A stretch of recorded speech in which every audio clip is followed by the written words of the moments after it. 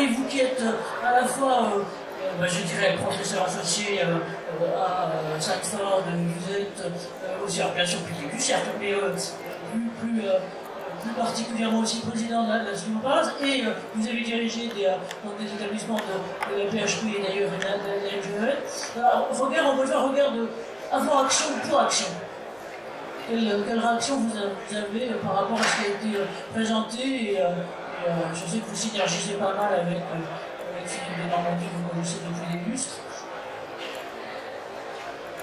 Merci. Merci. Menton. Oui, prêtez menton. Nous sommes disciplinés. Merci à vous deux, c'est exemplaire et il y a une question naturelle qui vient à l'esprit. Qu'est-ce qu'on peut en prendre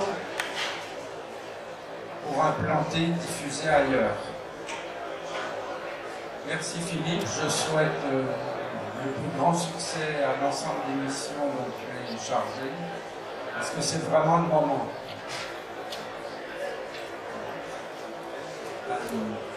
Ce que je peux peut-être ajouter,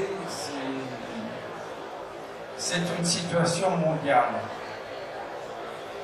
qui porte en particulier sur les métiers, pas simplement du soin, mais les métiers du faire.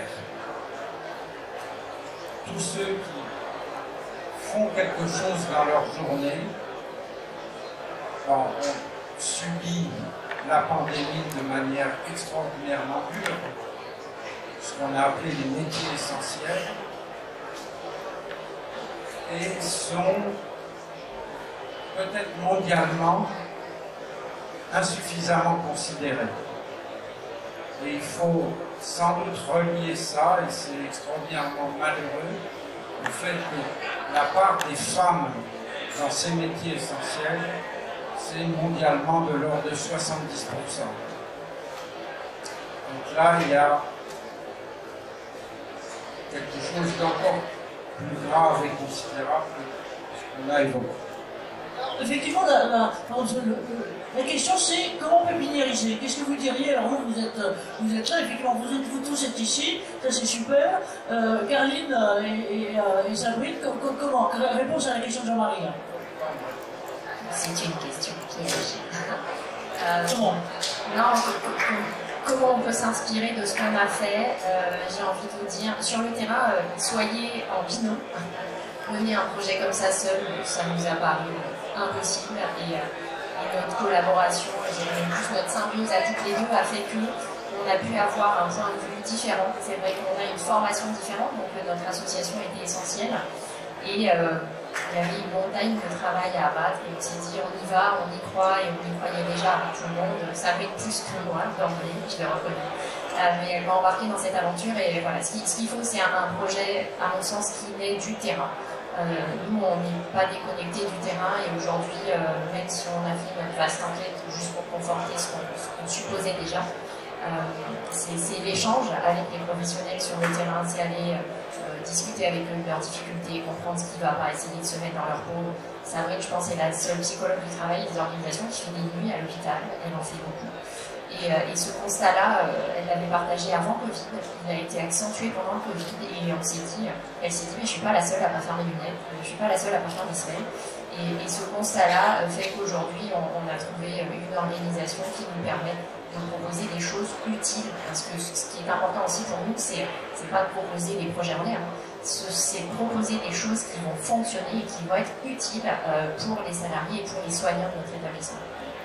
Et j'ai juste une question, je ne pas le mener, parce que là on parle des salariés, mais dans l'étude qu'on a montrée, il y a les grands oubliés, ce sont les libéraux, les professionnels libéraux, et dans les libéraux, je pense, pas qu'aux médecins ou aux infirmières, je pense aux aides-soignants et notamment quelqu'un médico-social. Est-ce qu'une structure comme la vôtre, vous l'imaginez ouverte dans le territoire pour les professionnels de santé, ou réservée uniquement aux salariés de Foch? Alors, je prends la main. Nous, alors on l'a pas dit, mais on intègre déjà les étudiants. Ça c'est très important parce que c'est les professionnels de demain. Et aujourd'hui, ils en pâtissent énormément. Des organisations, quand vous disiez des décès, ils les vivent parce qu'ils font les stages. Est-ce qu'il peut être dupliqué, comme ça je réponds en même temps aux deux questions? Oui, ça peut être dupliqué à l'extérieur. Il peut être ouvert également. Parce que le BP, le business plan, fonctionne. Hormis pour la podologie, où là c'est une négociation avec la mutuelle, exactement pour les semaines. Mais oui, ça peut être dupliqué. Et alors, qu'est-ce qu'il faut pour que ça marche? C'est le terrain et l'observation. Parce que vous avez ce que, j'allais dire, la récolte des paroles, des propos des salariés, mais observez comment ils travaillent. Je dis aux salariés, quand ils me posent la question qu'est-ce que je fais, je rigole assez, hein, mais je dis que mon job c'est de les regarder travailler. Et ce qui est vrai, mais en observant les organisations de travail, en les observant, vous comprenez les difficultés que vous pouvez après adapter ou réadapter. Et vous comprenez aussi leur souffrance qu'ils vont peut-être pas traduire parce qu'ils n'y arrivent pas à traduire, ou peut-être parce que c'est normal pour eux. Et c'est ce qui permet après de mettre sur papier le centre, et puis après aussi d'être outillé avec des professionnels, un directeur, une DGA, qui disent derrière, on peut mettre tel argent, comment ça fonctionne, on peut mettre ce circuit-là. Merci et bravo, et l'importance effectivement de la synergie entre vous, c'est-à-dire avec vraiment des profils différents. Voilà, alors on avait dit, parce qu'on a plus que 8 minutes, on avait dit qu'on poserait les questions à ça. Moi j'ai une question aussi pour vous. Donc là on a une psychologue du travail, un médecin, une médecin du travail. Est-ce qu'il y a chez vous, parmi vous par exemple, des ergonomes de la santé-travail voilà, en établissement de soins, et voilà. Alors, voilà, tiens, c'est très bien, en fait, c'était pour vous passer le micro, et pour vous dire comment vous, avec votre regard d'ergonome, voilà, vous réagissez. Qui veut? Vous voulez bien, monsieur là-bas, ou l'autre? Alors, vous lui passez le micro, je vais piquer celui de Jean-Marie. Je vous laisse démarrer. Moi, je suis jeune ergonome. Alors, bonjour, je m'appelle Dani Céline, je suis de formation de base masseur kinésithérapeute. Je suis cadre d'éducateur et j'exerce depuis 2 mois le métier d'ergonome au sein d'un établissement justement NGEN, l'Institut NGEN de la Verrière. Et je suis mi-temps kiné du coup, puisqu'on a besoin de kiné, donc j'ai quitté mon poste de cadre, on va dire, et je suis mi-temps kiné et mi-temps ergonome. Pour l'instant, mon plus gros questionnement, c'est les moyens en fait. Je vous avoue que c'est les moyens. Alors, sur le plan personnel, moi, ce que je fais, c'est sur mes heures entre midi et 2, je prends certains soignants en kinésithérapie. Je ne pratique pas des séances de long cours, mais une douleur, dos, cou, des questionnements justement sur le chaussage, sur les semelles, mise en place d'électro, voilà. Mais c'est un peu en off, on va dire, même si c'est sûr. Ça c'est, voilà. Après le pôle de rééducation, on est très actif sur tout ce qui est la qualité de vie au travail, sur donner des conseils et des cours de gym, tout ça à l'équipe. Il y a des animations aussi, enfin pas des animations, mais des cours dispensés entre midi et 2 par l'équipe de rééducation. Voilà. Et sur l'ergonomie, c'est un début, on va dire. Et je pense qu'il n'y a pas encore conscience de l'ampleur et de l'efficacité que ça peut avoir. Et du coup, c'est un peu... il faut faire sa place, on va dire comme ça. Alors, on crée, merci à vous. En fait, vous créez le mouvement en marchant. Et ce qui est intéressant, c'est effectivement d'avoir d'autres types de profils, d'autres types d'apports et d'éclairage. Et si je peux me mettre en France, effectivement, les professions que vous incarnez, je veux dire celle des kinés notamment, c'est peut-être pas suffisamment écouté. Monsieur, qui d'autre pour intervenir, poser une question alors, si vous pouvez, allez-y, et puis vous passez la parole après, parce qu'on n'a plus beaucoup de temps et on pourra se faire taper par les suivants. Oui, bonjour, je vais être assez rapide. Bonjour, moi je suis aide-soignant, réanimation, et j'occupe à mi-temps ce poste-là, et à 50% aussi je suis formateur en ergomotricité pour un centre de prévention. Je suis avec mes collègues ergonomes ici à la Mutuelle Santé au Travail. Déjà félicitations pour ce bel exemple qui est vraiment un centre innovant pour moi et exemplaire. Donc, félicitations. J'ai quelques questions à vous poser. Quel a été le mode de financement pour pouvoir créer ce centre? Est-ce que vous donnez la possibilité également aux soignants d'accéder à des consultations plutôt en interne, notamment pour se faire enlever un grain de beauté? Est-ce que vous facilitez ce genre d'accès aux soins? De quelle manière aussi vous communiquez? Est-ce que vous disponible d'équipes mobiles. Et la question que se posait aussi avec mes collègues ergonomes, c'est est-ce que vous disposez d'un ergonome au travail pour justement pouvoir modifier aussi le comportement au travail, mais aussi les conditions de travail, les situations de travail qui sont un petit peu dangereuses, qui sont un point plutôt très important. Donc le financement, l'accès aux soins, la communication et l'ergonomie. Merci. Et ben tout ça en 30 secondes, ça doit traduire franchement le micro. Alors, rapidement, allez, en 10 secondes, le financement, merci Jacques Léglise, qui est directeur de notre établissement, qui a cru en nous dès le début et qui nous a accompagnés, qui s'est pas posé de questions, et qui nous a dit que vous avez carte blanche, donc pour nous ça a été génial. On avait fait nos preuves, je pense, pendant le Covid, où on avait mis en place déjà des actions innovantes. Il a vu que ça avait fonctionné, il vous a dit allez-y. Donc ça, c'est le premier financement, oui, il faut être soutenu par l'établissement dans lequel vous travaillez. Alors je l'ai fait peut-être dans des heures, moyens de communication, on avait de bonnes baskets toutes les deux, donc grâce au service com, bien sûr, on a fait une communication interne. On a eu la chance de faire des livrets comme celui-là, et donc qui sont des livrets où on a vraiment travaillé dessus, hein. On a voulu que ce soit la photo du centre, etc.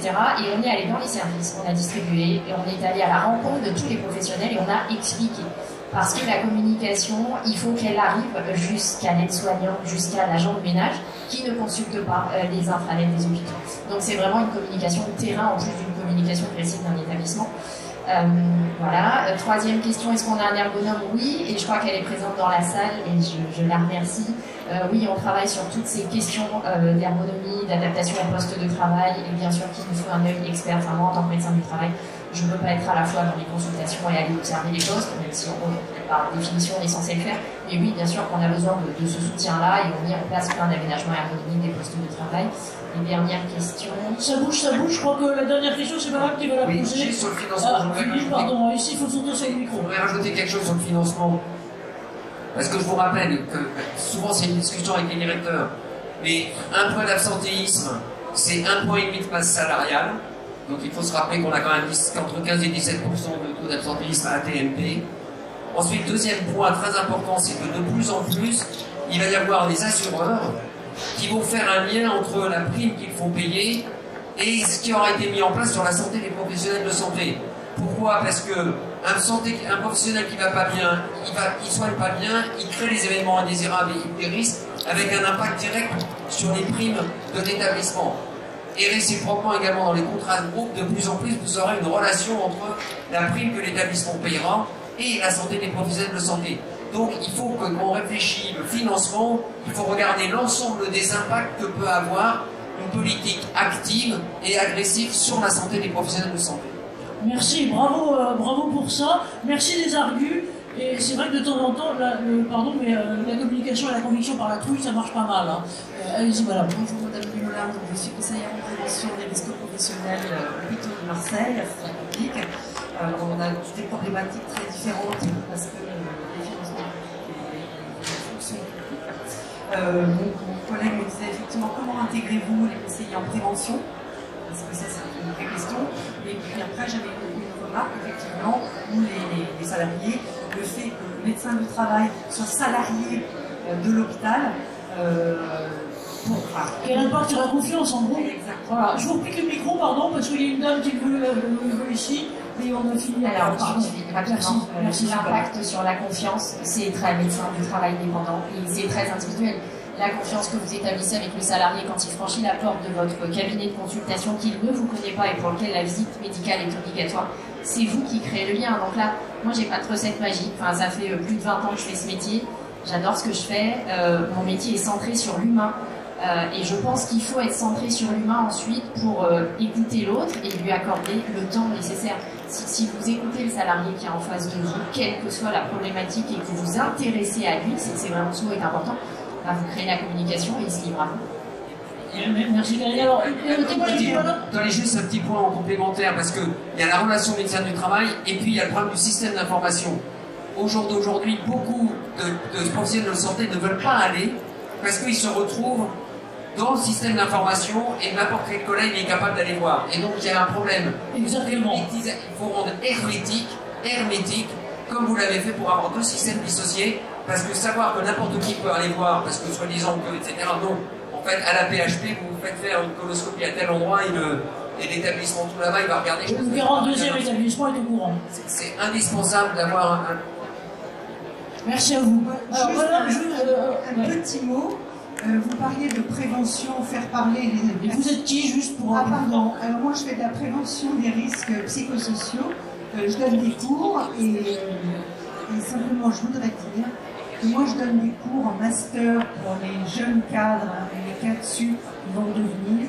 J'ai une journée avec eux de prévention des risques psychosociaux où on leur apprend à en parler, à regarder ce qui se passe dans leurs établissements, dans leurs relations avec leurs soignants. Et je pense que ça devrait se faire dans toutes les écoles de cadre en santé. Et ça ne se fait pas partout.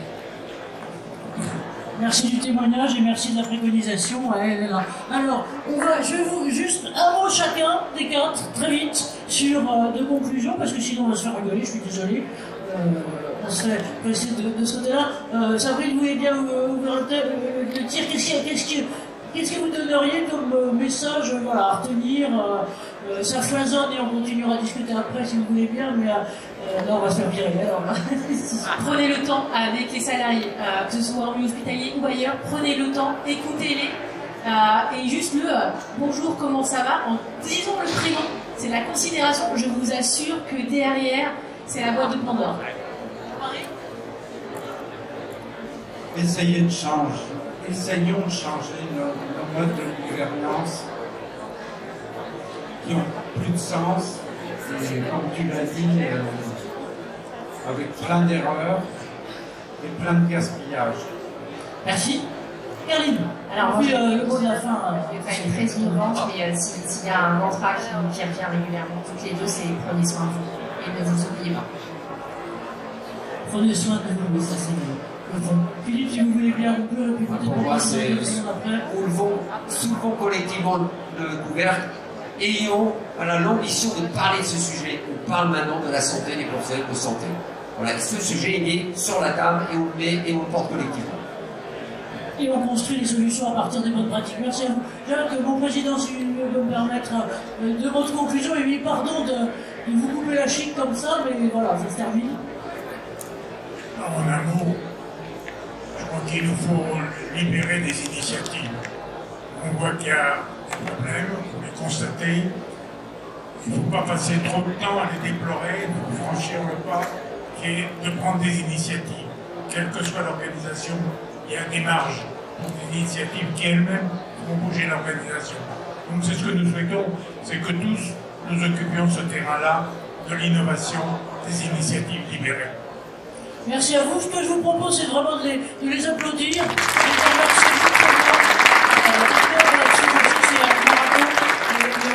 Merci de votre super exemple. Merci à vous tous de votre implication et de votre présence. Merci à vous.